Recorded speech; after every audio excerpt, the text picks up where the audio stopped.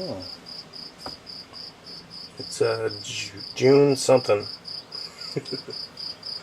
That's really nice. 50% humidity. Oh, I'm loving that after 85% humidity all week. 75 degrees. Looking beautiful. The birds are all out playing.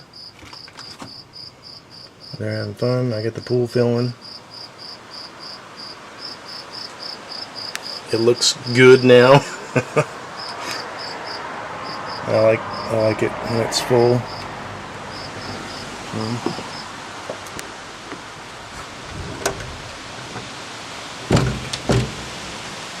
Got the fireplace opened up. Looking good.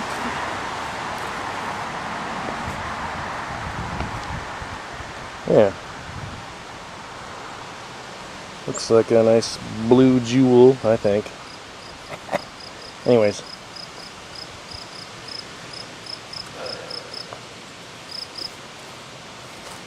Mini economic update.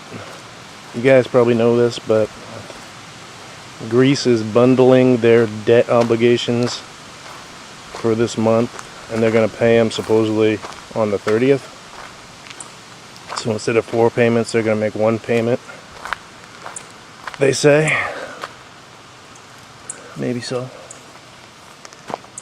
We'll have to wait and see how that goes, but that pushes everything back as far as collapse stuff. It has some. They have some timeline, because they're not going to tell me what it is. So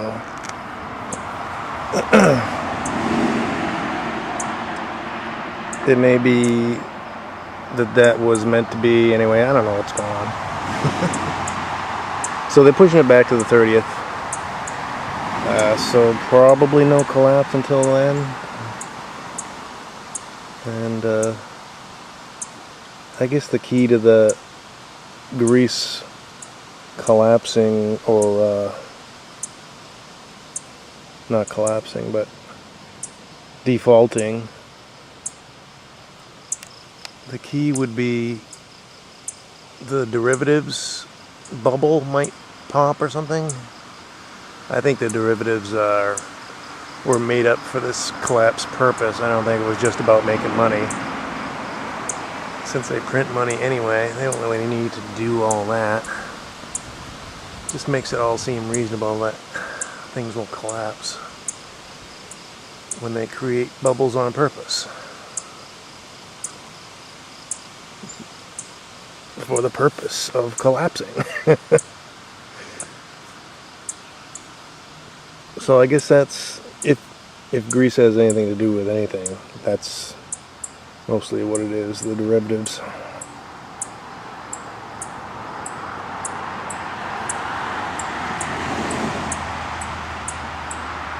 Possibly popping. That would take a collapse global and not just the United States. So that could start economic problems everywhere. And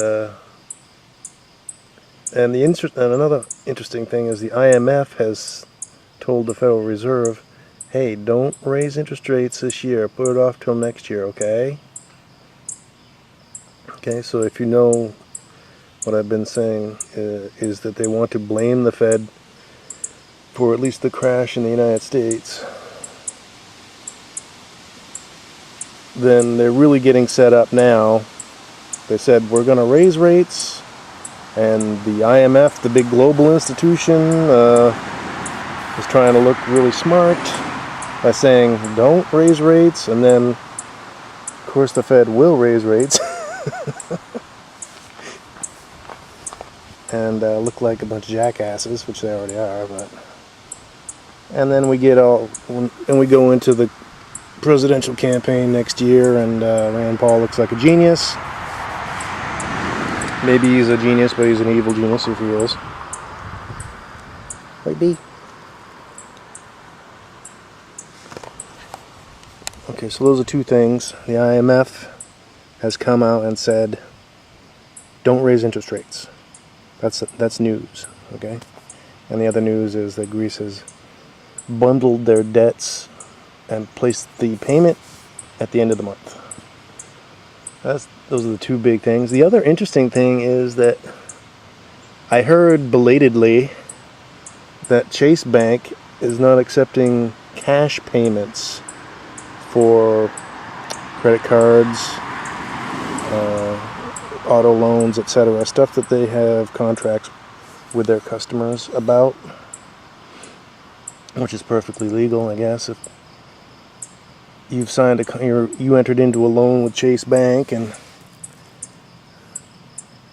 that means you signed a piece of paper, and that piece of paper could say, probably did say, we can change the agreement any which way we want, anytime we want. And so the change may be that they don't take cash payments on those loans anymore. And the other thing they don't do is, or they say that you agree as a safety deposit box holder, if you happen to have one through Chase Bank, that now you agree that you will not store cash in there or gold and silver. Now all this stuff kind of comes out of the alternative media, like InfoWars type stuff, so it seems like scare tactic-y, but it is also old news because it was from March and April time frame. So here we are in June, so I'm only hearing about it now. But it's a little bit of evidence, maybe. I mean, it's not great because I hear it from people like Kurt Nimmo, but it's still news. It might be evidence that they're gonna push no cash agenda. No cash, no more, doing away with it. I absolutely believe they will do that at some point, but will it be this year, will it be next year, will it be in 10 years? I mean, I just don't know. So another thing I said last time was that they might do bail-ins. Another thing that they do in places is they have negative interest rates on your accounts at the bank, where you pay just to have your money in the bank. If we get into economic trouble, they may do that, and that doesn't. I mean, that's kind of a bail-in in itself. It doesn't have to be a direct bail-in, like where they just skim money off the top or seize your account or whatever. It doesn't have to be that bad, but just enough. If they just have negative interest rates, that might be just enough to get people to want to keep their money in cash. So you can see how maybe they're setting us up. They're kind of setting things up so that we already aren't jumping ship into cash. Like, don't keep cash in your deposit box. Don't make cash payments. So if they do that, they may be also setting us up for people will want to jump ship, right? But they can't jump to cash. So you could buy gold and silver. So maybe this is more of a pumping in the gold and silver idea, but I think it's going to pump up Bitcoin more than anything. So if you're one of those people who likes to jump in and out of stuff, maybe Bitcoin is gonna have a little surge here in a minute and then deflate again. I don't know. I don't think Bitcoin's gonna be around forever, but people are using it as an investment to jump in and out of, like a penny stock, which I think is disgusting. I don't like that. I don't like day traders. Even though they're smart, nice people, I think it's scummy. Because you're putting people's pension funds at risk by fluctuating stocks. you know? So I don't like that. I don't think they really contribute anything to, I don't want to say society, but they're not really making anything I can use. I mean, it's just not a useful thing that they're doing. They will defend themselves and say, well, we're taking the other side of the trade. Well, why don't you just go gamble on sports or something? You know? Because you're kind of screwing with people's retirements, which I don't like these big retirement things. I think that's kind of a scam in itself. Like the 401ks and the IRAs. It's more of get your money away from you now when you can use it in your healthy years. You know, and maybe invest in yourself. Get that out of your hands and have you looking to some decrepit future where you're not, you know, I say decrepit like, well, I don't know, maybe it's going to be great. But I'd rather enjoy today than hope it'll be better tomorrow. I don't know. Keep what you got today. Use it today. Because it's these 401ks and such, you know, the retirement funds, they're a lot like life insurance. They've done the math. You know, they know you're not going to live. They know how long, they've done the math, the actuary tables and all that, or whatever it is. They know how long you're going to live in general. So there's a formula, and if we take your money now, it's a good bet that we're going to keep most of it, and we're not going to have to pay out. So in that respect, it's a scam, but it may work out for you if you have those things. 401ks and IRAs and stuff. Pension funds, etc. Social Security. Yeah. So that's the economic situation. I'm not going to run out and buy Bitcoin. I don't like it. I think it's a prototype for the new digital scenario they want going on. They just want us to think digital already. That's probably what that's about. We just want you to think about digital money. Okay, so now they put that out there, and now it's in our head. We're used to it. We thought about EBT cards and, you know, credit cards, and just walking by. Now they have cards you can just wave, I guess. I don't know, with RF chips, you can just wave it. So it's in our head. Eventually they'll go to it. Cash isn't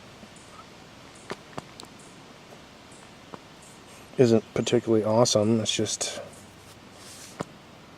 better than what we're going to be going to. Slightly better. Anyway. I would go to a cashless society in a heartbeat if I thought it was trustworthy. But I don't think it's trustworthy. I don't know why people do. You can get ripped off in the cyber sphere. Ripped off by the big real people like banksters or whatever. Whoever's really running the show. All this cyber hacking, I think that's them anyway. It's just they're pretending it's China. Or they're pretending it's anonymous or whoever. Give me a break.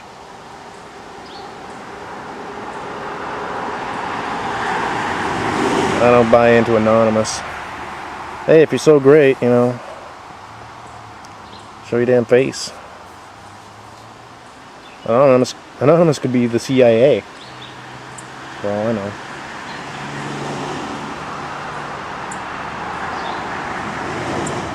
Or the FBI or whatever. I'm wondering if the FBI is a hoax. They're always in movies and they say we get a file on you. I don't know, man. That would be funny if that was just, I don't know. I know they exist, but are they really out there doing these skeevy things like entrapping terrorists, setting them up as patsies? I think that's all a hoax. Because they don't actually have to do any of that for us to hear a story about that. They can just write a story about it. And they don't need to set anyone up. Like in 93 when they did the Trade Center bombing, there didn't need to be a patsy. They didn't, they could just put a bomb put a bomb in the building, blow it up, and then, have a story about it. They don't need to be real people getting set up as patsies. So I'm just wondering how much of that is a hoax. I'm sure some of it is. The FBI, that is. So they're probably out there doing regular investigations like, rinky-dink stuff. So they're really there, but I just don't think they have this big, sinister overreach. I think that's just a story that they invent, and they don't actually have to have people doing it. I mean, why do it if you can just say you did it? Just pocket the money. We've got hundreds of thousands of FBI agents on the payroll. Oh, okay, sure you do. I don't know.